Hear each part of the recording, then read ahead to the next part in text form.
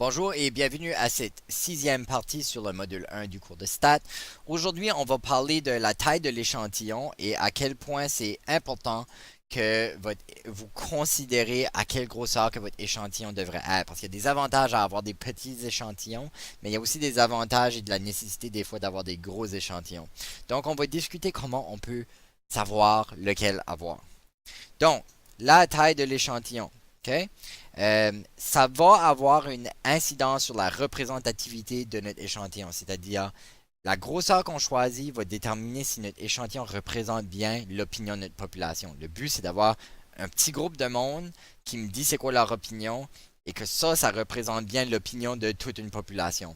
Donc, notre capacité de faire ça va dépendre de la taille. Puis dans la dernière vidéo, on a parlé de ça un peu avec l'erreur due au hasard. Puis on avait vu que plus l'échantillon grossit, plus il va être représentatif de la population. OK? Euh, donc, mieux va être notre sondage. Le problème, c'est que plus gros est mon échantillon, plus cher ça va être faire l'étude. Et puis, ton étude va prendre beaucoup de temps et de ressources.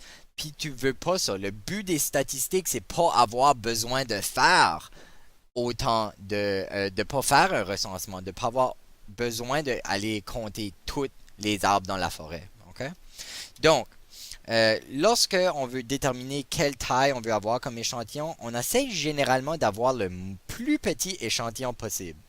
Donc, notre but, c'est comme un peu contraire à ce qu'on pourrait penser. On cherche à avoir le plus grand échantillon possible pour que ça soit plus représentatif de la population. Mais généralement, c'est tellement de travail de faire de la recherche statistique que notre but, c'est en fait d'avoir le plus petit échantillon possible.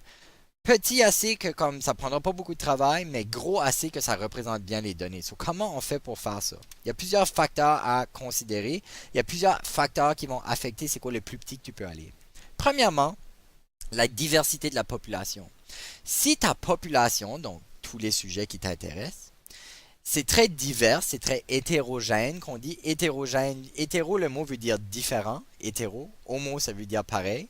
Euh, donc, c'est pour ça que comme homosexuel, c'est quelqu'un qui aime le même sexe. Hétérosexuel, c'est quelqu'un qui aime un sexe différent. OK?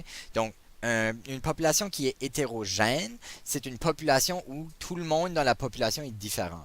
Il y a beaucoup de diversité. Bon, alors plus ta population est diverse, plus ton échantillon a besoin d'être gros. Fait que par exemple, si je veux étudier les opinions des garçons de la 12e année à l'école secondaire Samuel de Champlain. Ça, c'est une population qui est très homogène. Les garçons sont tous en 12e année, ils vont tous à la même école, ils ont toutes des opinions semblables. Okay?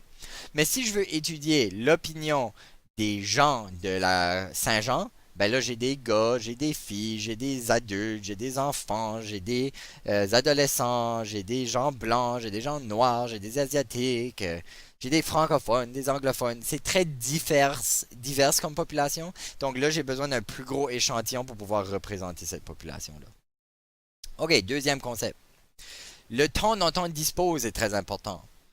Plus j'ai de temps, plus je peux me permettre d'avoir un gros échantillon. C'est la même chose pour l'argent. Mais si je n'en ai pas beaucoup, j'ai besoin d'une petite recherche.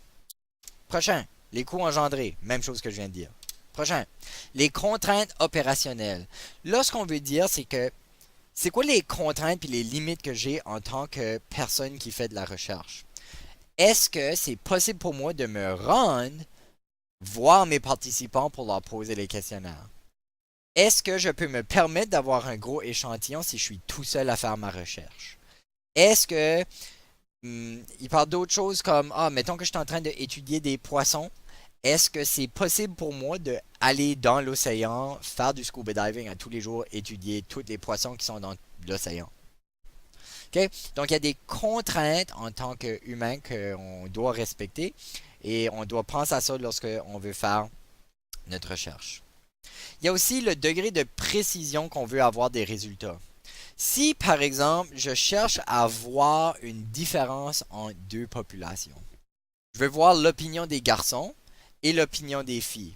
Si je m'attends que l'opinion soit déjà très différente, ça prend pas un gros échantillon pour pouvoir voir cette différence-là. Mais si il n'y a pas une grosse différence d'opinion, ça va me prendre un plus gros échantillon. Et puis, bien sûr, oublions pas, plus l'échantillon est grand, plus ça va être coûteux, plus ça va être difficile, mais je vais avoir des résultats qui sont plus précis. Donc, comment je fais pour choisir? C'est bien beau, je connais en général comment ça fonctionne, mais je veux des nombres spécifiques parce que j'ai besoin de faire ma recherche, j'ai besoin de savoir à combien de gens je vais demander. Donc, on a un tableau ici. Il y a une formule mathématique qu'on va pas voir, mais il y a une formule mathématique qui nous permet de calculer si les gens ont une distribution normale. On va voir ça plus tard, c'est-à-dire que la plupart des gens sont à la moyenne, puis aux extrêmes, il y a un petit peu de gens qui sont aux extrêmes, mais la plupart sont à la moyenne. So, si ma population se comporte comme ça, on a une formule qui nous permet de dire quel genre d'erreur qu'on va recevoir. Donc, la façon que ça fonctionne, c'est la suivante. Si je veux étudier une population de ce grandeur ici, et que je vais avoir une erreur de plus ou moins 5%, ça c'est la grosseur que mon échantillon a besoin d'être. 19 de 20% des fois. Qu'est-ce que ça veut dire ce 19 sur 20? Okay? Vous voyez un astérix. Qu'est-ce qu'on cherche à dire?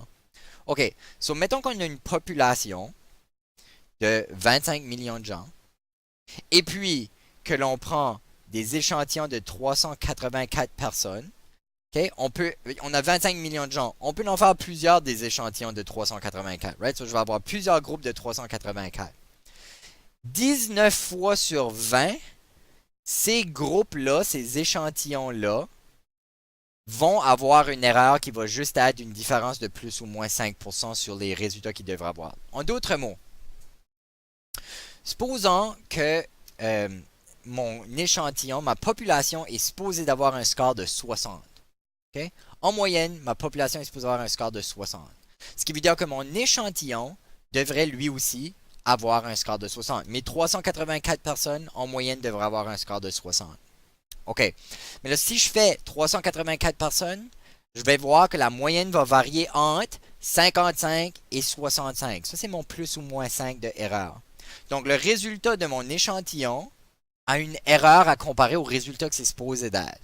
So, je suis censé être à 60, mais mes résultats sont entre 55 et 65. Okay? Un plus ou moins 5. Puis ça va arriver pour 19 fois sur 20 échantillons. So, je vais prendre mes groupes de 384, je vais en faire des milliers là, pour que ça me donne 25 millions. Okay? Ben, dans ces milliers-là, il y a 19 fois sur 20 qui vont être entre 55 et 65. Les autres vont être plus haut ou plus bas dû au hasard. Okay? Donc, ça c'est mathématiquement décidé. Inquiétez-vous pas à savoir comment ils ont fait pour faire ça, puis comment la formule. C'est de la maths un peu compliquée. Juste sachez comment utiliser le tableau. Donc, OK, j'ai une population de 100 000 personnes. Je veux pas que mon erreur soit plus ou moins 2,5. Donc, combien de gens j'ai besoin d'avoir? 1514 personnes dans mon échantillon. So, comme vous pouvez voir, ça prend énormément de gens pour représenter des grosses populations. Puis ça prend une gros échantillon pour avoir très peu d'erreurs aussi si j'ai même une petite population. Mettons que je vais étudier les élèves de 12e année ou les élèves du secondaire. Les élèves de 11 et 12, à peu près 100 personnes. Okay? Ben, il faut que je demande pour avoir des bons résultats là, où est-ce que mon erreur est juste plus ou moins 5. 80 personnes. Normalement, en recherche scientifique, si je fais de la recherche scientifique dans les sciences sociales, par exemple, comme en psychologie, ils cherchent à avoir du plus ou moins 2,5%. En recherche de sciences pures, c'est plus ou moins 1% généralement. Ça prend vraiment des gros échantillons. OK? Bon, alors, là, ce que je vous invite à faire, c'est appuyer sur pause puis aller faire une réflexion dans votre manuel de statistiques qui est à la page 32. Et puis, dans la prochaine et dernière vidéo, on va parler de comment on fait pour concevoir le questionnaire. Merci d'avoir écouté et on se voit dans la prochaine vidéo.